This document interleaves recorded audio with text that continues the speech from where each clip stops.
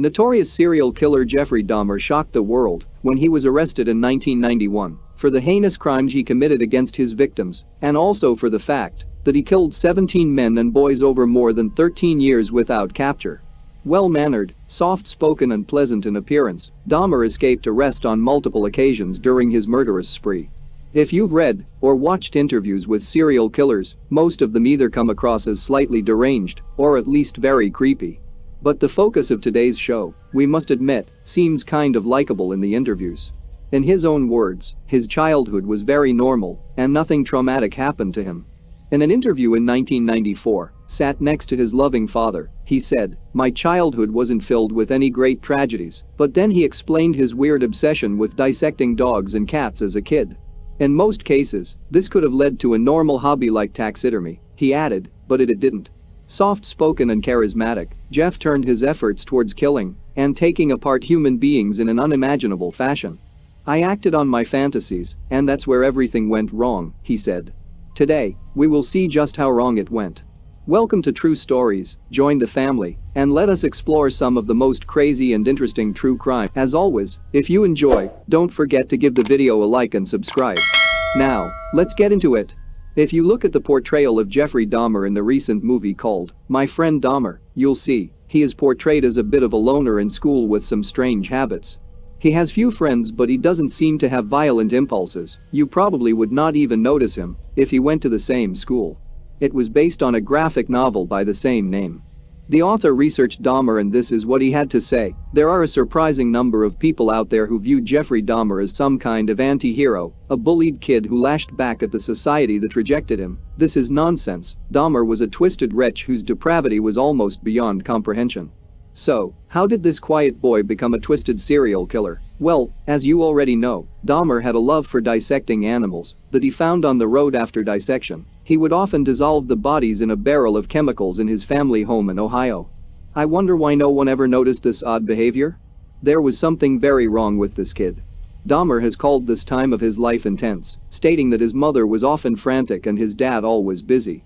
This explains why no one noticed a kid boiling animals in acids. He got little attention at home, and this seems to have been a catalyst to his problems. At one point, the young Dahmer had even tried to take his own life. Dahmer had a few buddies and they would later tell authorities, media, and book writers about how Jeff would find small animals and dissect them. Dahmer has admitted that he wanted to see how they fitted together. His dad said as a kid, his son fell in love with bones. He loved hearing the sound they made and spent much of his time looking for them. Yup, perhaps the busy father should have looked into this morbid fascination with dead bodies. The writing was on the wall. But of course, this huge red flag was once again missed. His dad, who was an analytical chemist, just thought Jeff had a curious mind as all scientists do. But despite all his weirdness, he played tennis regularly and was in the school band for a while. He also turned up to school sometimes thinking of booze. He was a bit of a class clown, sometimes acting out seizures or pretending he had cerebral palsy. This became known as doing a Dahmer. When he was in his early teens, the real trouble started. Jeff realized that he was gay sometime around the age of 14. Due to the prevailing culture at the time, he had to keep that a secret. He would sometimes watch a male jogger running down the road. While he was hiding in the bushes, he's fantasized about this guy, but he wasn't thinking about candle-lit dinners at nights in front of the TV watching Happy Days. No, young Jeff had to add a creepy twist to his fantasies. He fantasies about knocking the jogger unconscious and then having sex with the lifeless body. He even once planned to actually go through with it. He was waiting in the bushes armed with a baseball bat, but the jogger didn't run that day and he never saw him again. Talk about a lucky guy. At age 17, with his parents still screaming at each other continually, his grades were going downhill and his drinking getting worse. Dahmer was at the height of his unhappiness. He did graduate, though right at the time, his parents divorced. It was right after graduation that Dahmer graduated from dissecting animals to dissect humans. At age 17, he picked up a guy, Stephen Mark Hicks, who was checking to a place called Lockwood Corners, Ohio to see a concert. He was 19, around the same age as Jeff, so it doesn't seem out of the ordinary that this young guy would agree to go back to Dahmer's pad to do some drinking. Only Dahmer wasn't too happy when the guy said he should go. No, Jeff didn't like that at all. He knocked the kid out with a dumbbell and then finished him off by strangling him with the bar of the dumbbell. When his body was lifeless, he decided to test out his fantasies. He masturbated over the corpse. When that was done, he chopped up the body and put various parts in bags and buried them. But no, this wasn't the end. Later, he would dig up the parts and slice the flesh from the bones. He then crushed those bones and scattered what was left in woodland like one would scatter the ashes of someone they loved. That was Jeff's first murder, and if I may say, that is very scary, how unhinged he was during his first murder. It's hard to imagine him in his house separating flesh from bones. On that date in 1978 until he was arrested in 1991 he would kill 17 people, so we can't detail every murder. He didn't kill for a while as he enlisted in the army, that lasted from 1978 to 1981, as he was kicked out for his heavy drink. Before he was kicked off, he worked in the medic unit with a guy of similar age named Davis. Davis believes Dahmer drugged him and raped him. He later told the press, "I was raped by Jeffrey, I am just thankful to be alive to tell the story." Davis was replaced by a 17-year-old named Billy Joe, who bunked with Dahmer. Billy later told the press that Dahmer tied him up and raped him several times. "I was there for another 17 months with Jeff, being raped and tortured."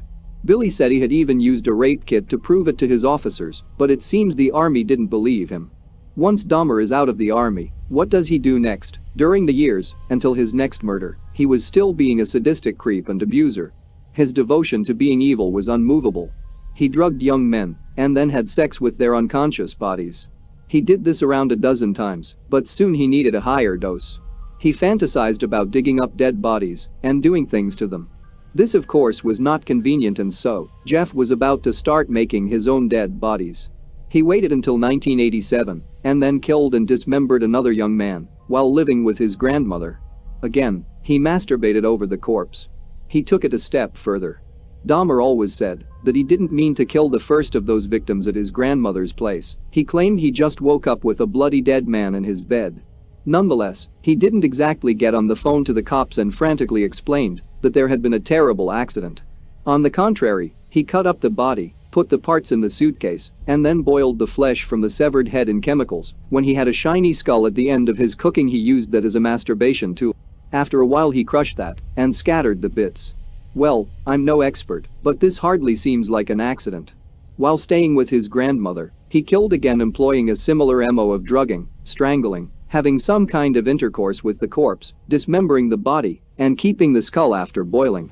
One lucky guy he brought home didn't get killed, only because his grandmother discovered that Jeff had company. That evening, his grandmother quickly threw him out because he was a drunk and brought young men home late at night. She also smelled something foul emanating from his room. As it can be predicted, while living in his own place, things got worse. He was actually arrested and later charged for drugging and sexually molesting a 13-year-old and then arrested on a similar charge. But prior to being sentenced, he killed again. This time, he found the very handsome chap. He was a male model. He met him in a gay bar, and even though Dahmer said he had not intended to kill that night, he felt he didn't have much choice as the model came and flirted with him. Well, that seems like a reasonable explanation. He flirted with me, so I had to kill him. Seriously, Jeff? After fleeing the dead body and smashing up the bones, Dahmer got rid of what was left. Only this time, he kept the genitals in the head, fully preserving them in acetone. He said he did this just because the guy was so good looking. In 1989, he got 5 years probation for his sexual offense with children. This is when he went on a bit of a killing spree. Almost always drugging young guys and making his unique kind of love to the corpse, then fleeing the bodies or dissolving the parts in acid. Sometimes, keeping the skulls, he was building a creepy skull collection. Soon Jeff decided to branch out in terms of what he did to the bodies. Sometimes he would take photos of himself with the dead, and sometimes he would just keep their heads for a while and chat with them and kiss them. He would also take photos, sometimes at each stage of the dismembering process. But perhaps the cherry on top of Dahmer's weirdness was when, after drugging one young man, he decided not to kill him outright, but to drill a hole through his skull, pour in warm water and so render the victim in a vegetative state. Then he could have a kind of living slave. Dahmer would always say later that all he wanted was company and for the men not to leave. However, his victim woke up and was not exactly vegetized, saying to Dahmer, "I have a headache, what time is it?" Apparently, it was time to die as Dahmer gave him more spiked drink and strangled him. But this failure didn't kill his dream. He tried this again with a 14-year-old. This time, injecting hydrochloric acid into the young boy's skull, the frontal lobe to be exact. He then took the semi-conscious boy to his bedroom, where his previous victim's body was still laying. The boy saw the corpse, but was too messed up to do anything. Dahmer left the boy alone at one point to go get some more beers, only to find out on his return that the kid was out in the street talking to 3 women. The women noticed the boy was bleeding from his backside and that he was in a bad state. But when a cop turned up, Dahmer said the kid was his boyfriend. The cop didn't even think to investigate. Unbelievably, despite the women's protests, the cop told the murderer to take the kid up and take him back home. With this narrow escape, he dutifully injected the kid's brain again with more acid. This time, he died. Dahmer kept the skull and added it to his collection with his murderous spree, killing over and over. Not surprisingly, the neighbors complained of a stink and also noise pollution, saying that some dude uses a chainsaw at night indoors. Jeff had so many body parts and sometimes he would leave the dead bodies around so long that he got a maggot infestation. With one body, he tried keeping it for weeks in water and salt so he could keep it fully intact. But that didn't work. Jeff was in the mood for adventure and now he wondered, how would they taste if I ate them? He kept cuts of human flesh and organs in the fridge so he could eat them later. One of his neighbors, who to this day thinks the meat sandwich Dahmer gave her could have been human meat. But can you imagine always having to be cautious of every food your neighbor gives you? You never know who is a creep who will feed you human flesh. However, Dahmer finally met his match. A man called Tracy Edwards, whom Dahmer almost killed. Edwards, who was 32 at the time, knew what was coming. He assured Dahmer he wasn't going to lose him. Even though Dahmer had picked up a knife, used handcuffs on him, on only one hand. Edwards knew what the foul smell was and what the steel drum had been used for. Seems maybe Edward had some experience with that sort of stuff.